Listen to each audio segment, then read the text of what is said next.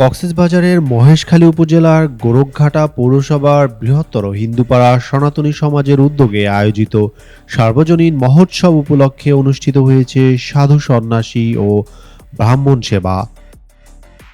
ধর্মীয় ভাবগাম্ভীর্যের মধ্য দিয়ে আয়োজিত এ অনুষ্ঠানে ভক্তদের উপস্থিতিতে উৎসব মুখর পরিবেশ সৃষ্টি হয়।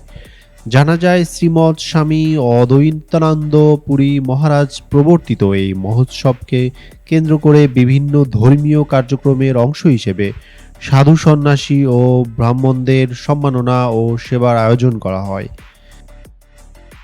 অনুষ্ঠানের গুরুত্বপূর্ণ অংশ হিসেবে তপোবন আশ্রম পাচুরিয়া পটিয়া চট্টগ্রামের অধ্যক্ষ রবিরানন্দ পুরী মহারাজের হাতে ব্রাহ্মণ সম্প্রদায়ের মাঝে বস্ত্র বিতরণ করা হয়। মহোৎসব উদযাপন পরিষদ 2026-এর পক্ষ থেকে এই উদ্যোগ বাস্তবায়ন করা হয়।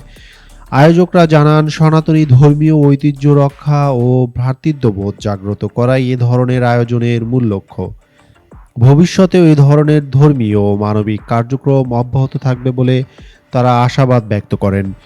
এমন উদ্যোগে এলাকায় আলোচনা সৃষ্টি হয়েছে। এলাকাবাসীরা এবং সচেতন সমাজ এমন উদ্যোগে মহোৎসব কমিটির প্রশংসা করেন।